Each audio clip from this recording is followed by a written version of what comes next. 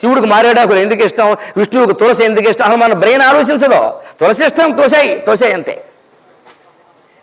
తులసి ఎందుకు ఇష్టమో తెలుసా? విష్ణువుకి పరిశోధన అంటే చెబుతున్నాం. మీ సాంకేతికతలో మీరు పరిశోధన చేయండి, మూలంలోకి వెళ్ళడం. తులసి ఎందుకు విష్ణువుకి ఇష్టం అంటే విష్ణువుకి అభిషేకాలు చెయ్యరు, అందరికీ చేసేస్తున్నాం మనం, అతి అలవాటై. చేయకూడదు, విగ్రహానికి అభిషేకం చేయకూడదు, లింగ రూపానికే అభిషేకం చేయాలి. అభిషేకం ఎందుకు అంటే పోసిన నీళ్ళన్నీ జారిపోవాలి. ఎందుకో తెలుసా?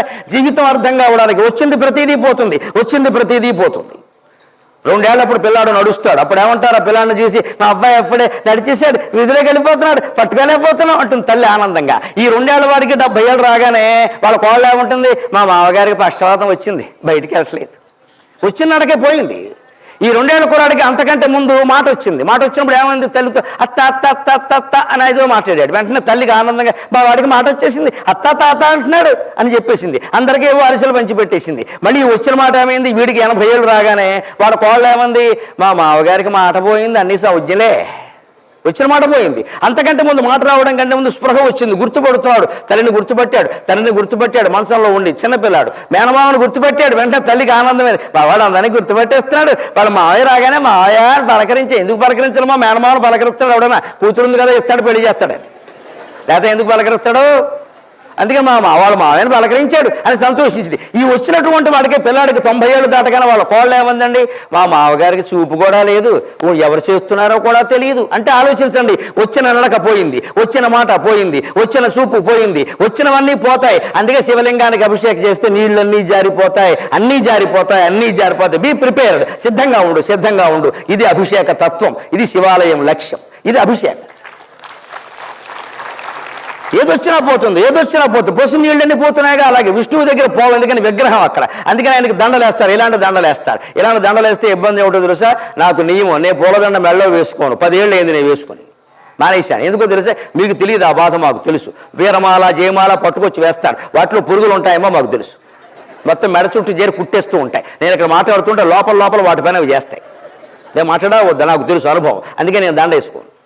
కాకపోతే ఈ దేశంలో శాస్త్రీయ విజ్ఞానం చెబితే ఎవడో నమ్మడు. పురుగులు ఉంటాయి, పురుగులు లేని దండలండి, నీళ్లు లేని దండలండి, మీకోసం తెచ్చామండి. అంత ఓవర్ యాక్షన్గా ఎక్కువైపోతారు ఇక్కడ భక్తులు అంటే. అదే అందుకే నేను సెంటిమెంట్ పెట్టా. మా అమ్మగారు పోయిన తర్వాత కాశీ గై వెళ్ళి అక్కడ పూలదండ వదిలేసా కావాలని. గైలో ఏదో వదిలేస్తారు. ఈ దేశంలో సెంటిమెంట్కి లొంగుతారు కానీ సైంటిఫిక్గా లొంగరు. అందుకే నేను సభల్లో చెప్పా, మా అమ్మ పోయినప్పుడు నేను పూలదండ గైలో వదిలేసా, ఎవరు వేయొద్దన్నారు. మళ్ళీ ఎవడన్నా వేస్తే ఒకటి, ఎందుకు వేస్తే విడిపోతాడు, అంత సెంటిమెంట్ ఈ దేశంలో. విచిత్రం అండి మనుషులు. శాస్త్రీయ విజ్ఞానం చెబితే అర్థం కాదు. అందుకే ఈవేళ మీరు నేర్చుకోవాల్సింది, నా పిల్లలుగా భావించి చెబుతున్నా, మీరు ఈ టెక్నాలజీని పల్లెటూళ్ళలోకి తీసుకెళ్ళండి, వాళ్ళ భాషలో చెప్పండి, వాళ్ళకి అర్థమయ్యేలా చెప్పండి. శాస్త్రీయ విజ్ఞానం ఈ దేశంలో చాలా అవసరం అమ్మా, చాలా అవసరం. ఒక స్వామీజీని గౌరవించినంత గొప్పగా ఒక శాస్త్రవేత్తను గౌరవించగలిగినాడు భారతదేశం బాగుపడుతుంది. ఒక ఇంజనీర్ అంటే చెయ్యెత్తి నమస్కారం పెట్టాలమ్మా. వాడా ఇంజనీరా, ఎంత సంపాదిస్తున్నావు, ప్యాకేజీ ఎంత? ఇంజనీర్ అంటే ప్యాకేజీయా? ఇవాళ ఇంజనీర్ అంతేనండి. ప్యాకేజీ ఎంత? ప్యాకేజీ ఏ కంపెనీ? వాడు ఏదో అన్నాడు అనుకో, యాపిల్ కాదా, జాంపండు దొరకలేదా, యాపిల్ ఏంటి, టీసీఎస్ అన్నారు. టీసీఎస్ కాకుండా అంటే టీసీఎస్ లేదా, కొంచెం కష్టపడాల్సింది. అంటే ఉద్యోగం, ప్యాకేజీ. ఇంజనీరింగ్ అంటే ప్యాకేజీయా? ఇంజనీరింగ్ అంటే ఒక మోక్షగుండం విశ్వేశ్వరయ్య. గోదావరి బ్రిడ్జి మించి వెడుతుంటే మహానుభావుడు రైల్లో ప్రయాణం చేస్తూ, ఈ బ్రిడ్జి 20 ఏళ్లలో కూలిపోతుందని చెప్పాడు అమ్మా ఆయన. సౌండ్ను బట్టి, బ్రిడ్జి మీద వెడుతున్న రైలు సౌండ్ను బట్టి ఈ వంతెన 20-30 ఏళ్లలో కూలిపోతుందని డేటేసి చెప్పాడు ఆయన. అది ఇంజనీరింగ్. ఆ స్థాయికి మీరు ఎదగాలి. ఎవడైనా నేను ఇంజనీరింగ్ చదివానంటే ప్యాకేజీ అంటే ఒక్కడ గోమ్మె కొట్టు లీకేజీ అని చెప్పండి. జీతం అడగండి అసలు ఎవరిని. మీరు అడగద్దు, మీరు చెప్పొద్దు మీరు జీతం. మీకు తెలియదమ్మా, చిన్నపిల్లలు చెబుతున్నా, జీతం చెప్పకూడదు, లక్ష్మీదేవి వెళ్ళిపోతుంది. ఆయుర్దాయం చెప్పకూడదు, ఆయుర్దాయం తరిగిపోతుంది. శాస్త్రం చెప్పిన మాట. నవగోప్యాలు, మనిషి 9 విషయాలు రహస్యంగా ఉంచాలి, చెప్పకూడదు. ఆయుర్దాయం చెప్పకూడదు, జాతకం తెలిసినా సరే. వయస్సు కూడా చెప్పకూడదు, 6 నెలలు అటు ఇటుగా చెప్పాలి. అందుకే మన ఆడవాళ్ళు చాలా తెలివైన వాళ్ళు. 6 ఏళ్ళు ఏం కదా, 6 ఏళ్ళు ఎక్కువ చెప్పి, 6 ఏళ్ళు తక్కువ చెబుతారు. వయస్సు చెప్పకూడదు పూర్తిగా, జీతం చెప్పకూడదు అన్నప్పుడు ఎదుటివాడిని అడగకూడదు. జీతం తక్కువ ఉందనుకో ఇంతేనా అంటాడు, ఎక్కువ ఉందనుకో అప్పు అడుగుతాడు. అందుకే జీతం అందంటే ఏదో సరిపోతుంది అంతే, చెప్పకూడదు అలాగా. నవగోప్యాలు మనం ఇవాళ అదే చెబుతున్నాం, అదే పోజు కొడుతున్నాం.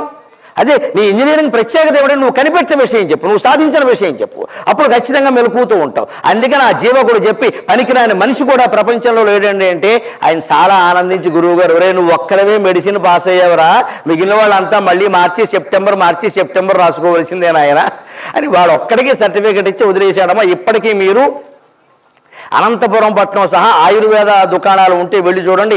జీవక ఆయుర్వేద నిలయం అని ఉంటాయి. ఆ జీవకుడు అంత గొప్పవాడు, అంత సూక్ష్మమైన మూలాలు పట్టుకునే విధంగా మీరు తయారు కావాలమ్మా. నా ప్రవచనం లక్ష్యం అది, నా ప్రసంగం లక్ష్యం అది. మీ విద్య మూలాల్లోకి వెళ్ళండి, వెళ్ళగానే సరిపోలేదు. ఇవాళ ఉద్యోగం, ఇవాళ ప్లేస్మెంట్ కూడా ఇంజనీరింగ్ కాలేజీ వాళ్ళు వేయిస్తామని చెబుతున్నారు. అది వాళ్ళ పని కాదమ్మా. వాళ్ళు ఎలా వేయిస్తారండి? ఇంజనీరింగ్ కాలేజీ వాళ్ళ పని చదువు చెప్పడం, అందుకని ప్లేస్మెంట్ ఏమిటండి? ఉద్యోగాలు వాళ్ళు ఇప్పిస్తారా? దానికోవడం కూడా పేరెంట్స్ వాళ్ళనే అడుగుతుంటే వాళ్ళు ఏదో కంపెనీల వాళ్ళతో ఒప్పందం పెట్టుకుని చాలా తెలివైన వాళ్ళు ముందు వేయిస్తున్నారు, తర్వాత తీసేయని ఇష్టం అని చెబుతున్నారు. చాలా మోసాలు జరుగుతున్నాయి. అందులో నేను చెబితే బాగుండదు. ఇంకా ఎందుకు ఈ నాటకం? వాళ్ళు ఎవరండి? మన ఉద్యోగం మనం సంపాదించుకోలేవా? మన ప్రతిభ ఉంటే మనం బతకలేవా? మన ప్రతిభను ఆధారంగా చేసుకుని బతకాలి. నేను అలా బతకగలిగితే ఖచ్చితంగా ఉంటాం.